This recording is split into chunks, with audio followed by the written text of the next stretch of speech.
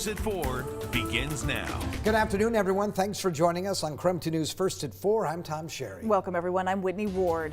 Well, tonight, a decision 3 years in the making. The Board of Spokane Public Schools will decide whether to build a stadium in downtown Spokane. So voters previously approved building the stadium at Joe Albee, but there has been a major push by business groups to build it in downtown Spokane. So let's get right to Casey Decker, who's been covering the issue from the start. Casey, what exactly is at stake here?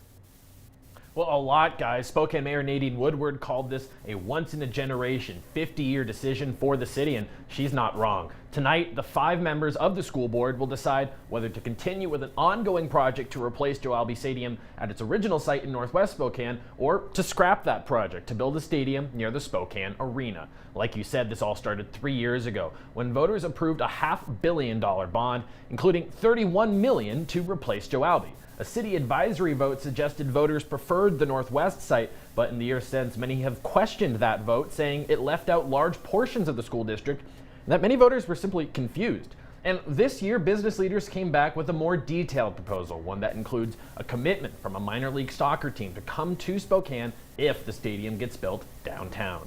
Board members got more public input based on that proposal and then outlined a list of parameters the proposal would have to meet in order for them to consider scrapping that Northwest project in its favor. So in the 2 weeks since they issued those requirements, district staff have been working to negotiate a plan that meets them. Tonight, staff will present that plan to the board, and then we're expecting anyway, the board will decide once and for all whether Spokane's next big venue will be in Northwest or downtown. That meeting starts at 5 o'clock. Whitney, Tom? All right, Casey, looking forward to the updates. Thank you very much. All right, 2 crashes in 2 days, both happening near the eastbound Division exit on I-90. So Washington State Patrol says at least one of those crashes occurred when construction on Division and Sprague backed up traffic all the way to the freeway. KREM 2's Amanda Rowley joins us live in downtown Spokane tonight. Amanda, what's changed to help alleviate traffic congestion on Division? Well, the city of Spokane reduced Division Street to 1 lane for construction here at the intersection of Sprague, which started on Monday. But after 2 days of traffic congestion and crashes in the area, the city has now opened 2 lanes of traffic to mitigate this. Now, according to Washington State Patrol, on Monday afternoon, a transport van rear-ended an SUV eastbound Division exit when the SUV was slowing down for traffic ahead. 4 people were injured.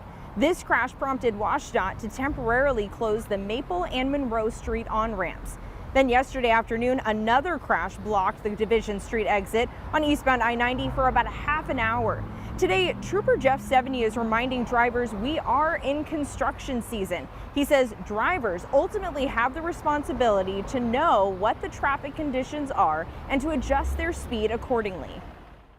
Ultimately, whether that issue is resolved or not, it's incumbent upon drivers to pay attention to what's going on in front of them. The visibility in those crashes, things were clear. There should have been no reason that they should occur if folks are paying attention and looking far enough up the roadway.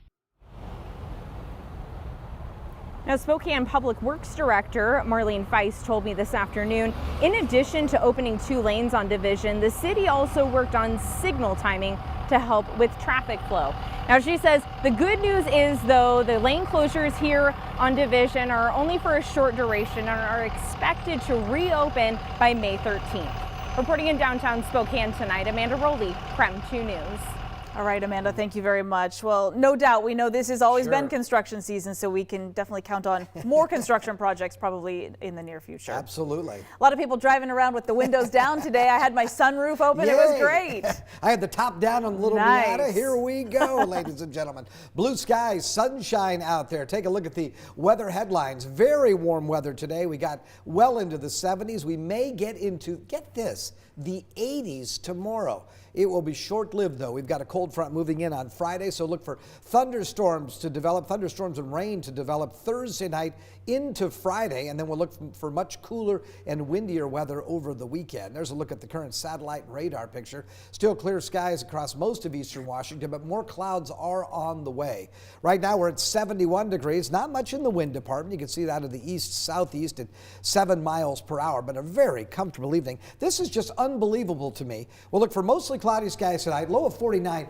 83 degrees the expected high tomorrow. It'll be partly cloudy for much of the day, and then mostly cloudy, and then after 5 o'clock tomorrow night, that's when we get a chance of seeing rain or thunderstorms that will move through the area. Right now, we don't anticipate severe thunderstorms, but of course, with that kind of daytime heating of 83 degrees, we're going to get incredible lift. And we've got that cold front headed our way because, gosh, look at the weekend. We're back down into the low 60s under mostly to partly cloudy skies. Also going to be windy. I'll check the rest of your 7-day forecast in just a few minutes. 83 degrees. We'll enjoy that while we You can. bet. I love it. All right. Also a beautiful day to celebrate Cinco de Mayo. And Riverfront Park is actually partnering with the Hispanic Business and Professional Association of Spokane to host a Mexican cultural exhibit. So happening tonight at Riverfront Park's Spring Market, the cultural exhibit is sharing the history, facts, and myths of Cinco de Mayo. And that's where we find our very own Regina on. So Regina, how's it going tonight? Hey guys, well, first and foremost, happy Cinco de Mayo to you. It is absolutely beautiful up here at the pavilion for the displays that are shown here. But before we get to that, one of the things I learned upon stepping onto this amazing second floor of the pavilion for celebrating Cinco de Mayo is that you need to be educated. And truth be told, I am still learning as well about this wonderful celebratory day. So with that, I want to bring in an expert, Nidia Martinez. She is a director of Chicano or Chicanx studies at EWU. Nidia, thank you so much for joining us here at CREM. So first and foremost, I want to talk about the importance of Cinco de Mayo. Why is this day so special? Yes, so Cinco de Mayo is the celebration of a battle that was won in Mexico against the French in the 1800s. However, the significance is most for the Mexican-American community in the United States, and there is the celebration and the acknowledgement of the community, the cultural awareness, the activism of this community, the resilience of these communities that had been part of this country even before it was the United States. And Nidia, you told me that one of the most important things is for people to get educated on Cinco de Mayo because there is a large history. It's not necessarily Independence Day, and there's a large history to this. So can you tell us how Spokane and the Inland Northwest can celebrate today and, you know, take this moment to honor the Cinco de Mayo holiday that it is?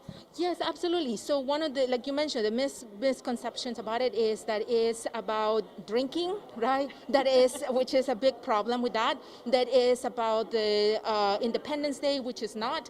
One of the things that people can do is learn about Cinco de Mayo. What is the meaning? What is the significance? For example, just to leave it for those who wants to explore a little bit more, Cinco de Mayo has more connection to the against the stall of slavery in the South than people understand in their history, right? There is a big importance for Cinco de Mayo to be recognized here in the United States in relationship to the stall of the expansion of slavery back in the 1800s.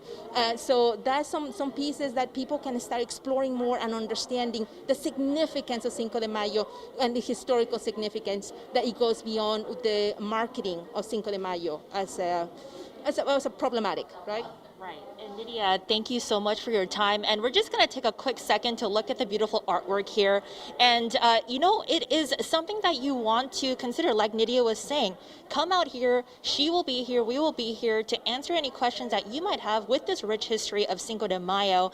And again, this is going on till 7 p.m. tonight. If you have any questions, again, stop on by. Such beautiful artwork. You almost have to be here to see it.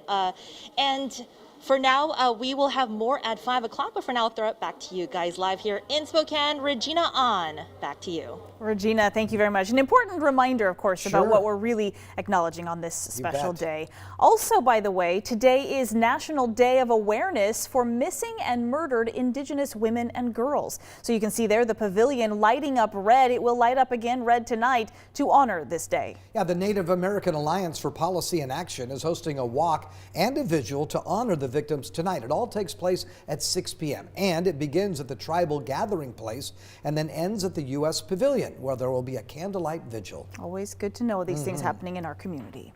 All right, just a few days left for the Creme Cares diaper drive. Creme 2 and our partners raising money to buy diapers for local families who could just use a little bit of help. And the diaper drive has been going on for more than a decade now, each year providing hundreds of thousands of diapers to keep kids warm, safe, and dry. And we hope that you can donate today.